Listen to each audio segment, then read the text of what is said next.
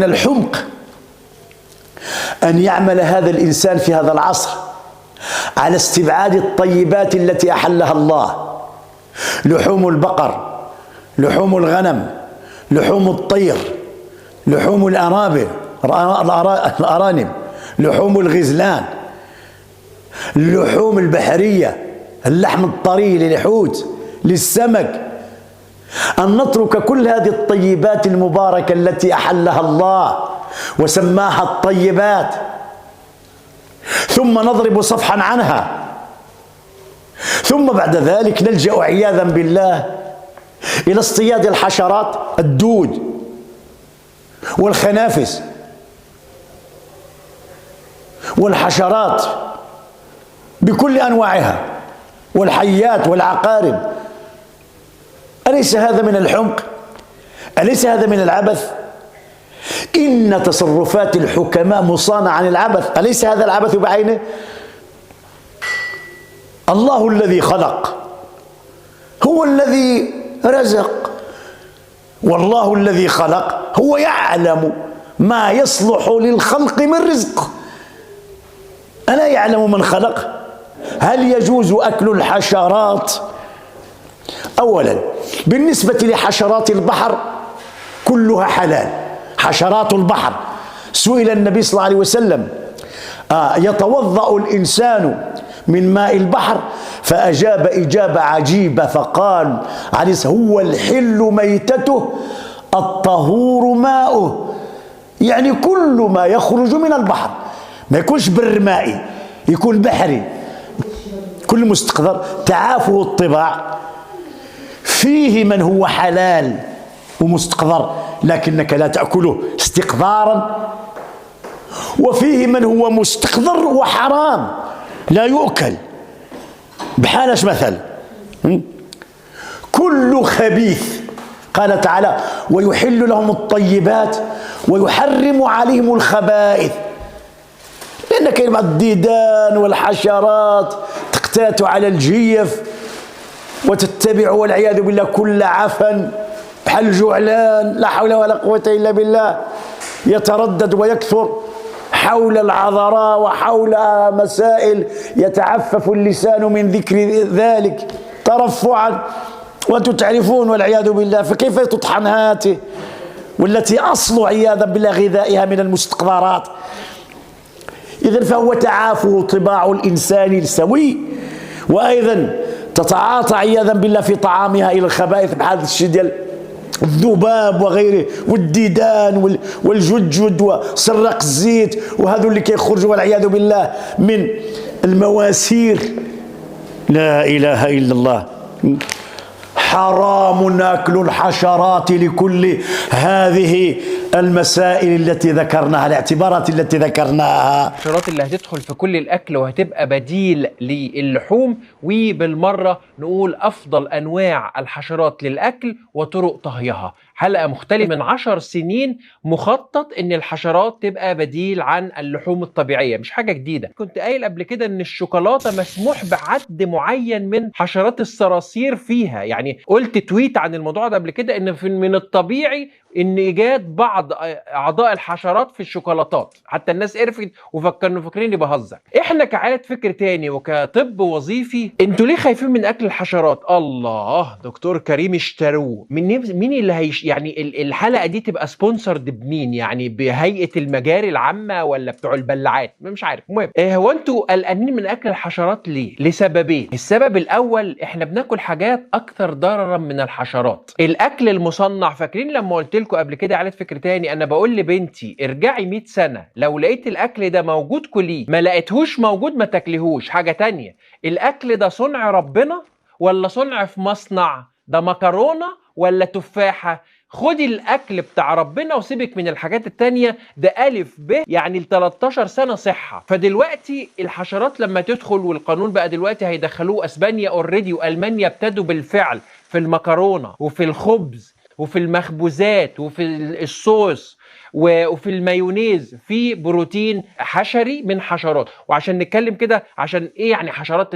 انهي صراصير الليل والخنافس والديدان والنحل، هو دي الحشرات اللي بيتعمل عليها ابحاث عشان ناكلها. ادخل في الموضوع وقربنا نرجع. حاضر. ففي الاكل المصنع اللي احنا بناكله، ما سالتوش نفسكم التيتانيوم داي اوكسايد اللي انا اتكلمت عليه قبل كده انه موجود في كثير من المكملات وبيتحط عشان هو افضل لون ابيض على وجه اي بودره بيضه، اي جبنه بيضه، اي لبن بيزودوه بيحطوا تيتانيوم داي اوكسايد.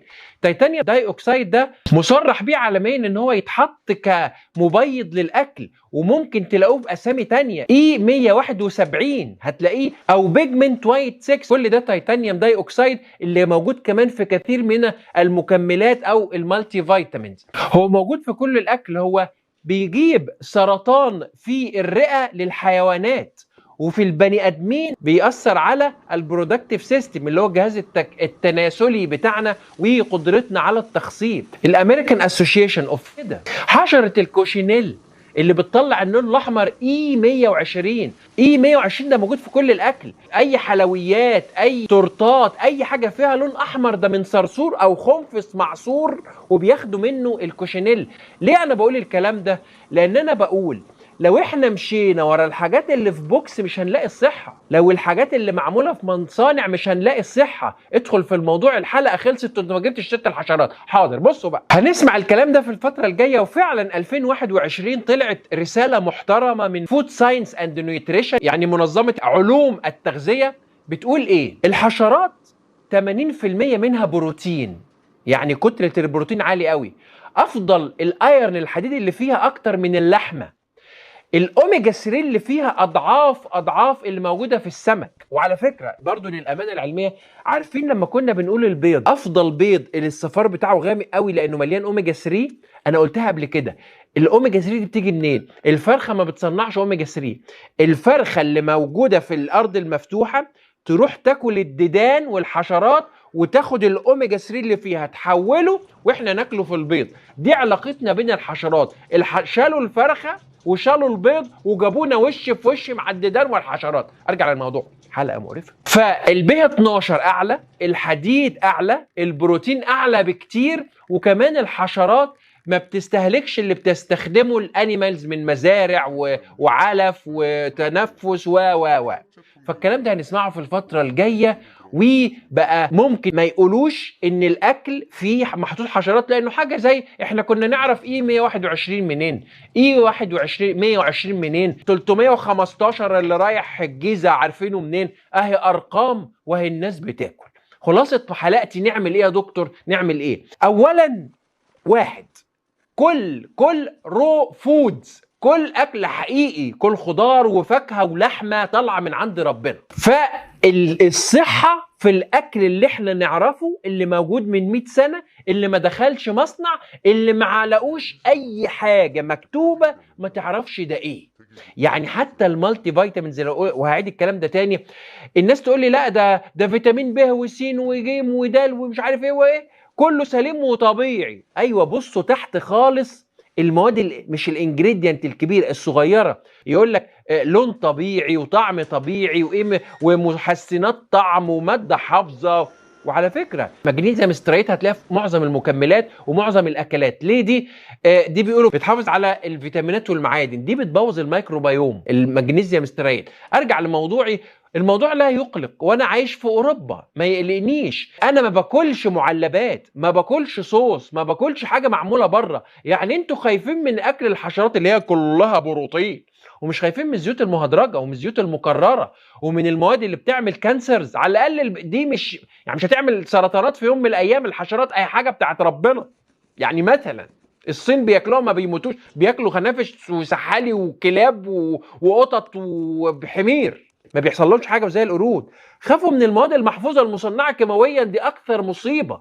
خافوا من الحاجات الكيماويه اللي بتجيب كانسر، الحاجات الكارسينوجينز. وعلى فكره انتوا تعرفوا ان الدخان، السجاير، مصرح بيه عالميا سجاير. في حد في الدنيا يعرف ان السجاير مفيده؟ فالسجاير اتصرحت للبشر، مش هيصرحوا الحشرات.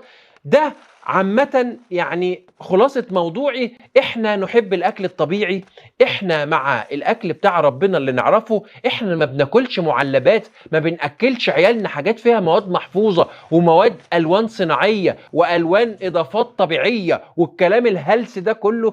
احنا ما بناكلش الكلام ده. اللي عايز ياكل يتفضل، له مطلق الحريه. وبرضه في نقطه عايز اقولها كده لاحقاق الحق، السعوديه وقطر مانعين التيتانيوم داي اوكسايد، مانعين مواد حافظه كتير بتتحط في اوروبا وامريكا. من اكثر الدول حفاظا على ناسها المملكه السعوديه، معرفش قطر، ولكن لقيت قطر في الليسته اللي منع التيتانيوم داي اوكسيد، ولكن السعوديه من اكثر الناس حرصا على شعبها. ارجو ان الوطن العربي ياخذ حذو المملكه السعوديه في الحفاظ على الرقابه على الدواء والغذاء. ارجع للموضوع، فما اعتقدش الحشرات دي هتدخل وطننا العربي، ولكن اللي عايشين في اوروبا، انا ما باكلش معلبات، ما باكلش حاجه معموله في مصنع، البروتين بتاع اللحمه يكفيني والف هنا وشفا اللي عايز 80% وحديد اكتر واوميجا 3 اكتر من الحشرات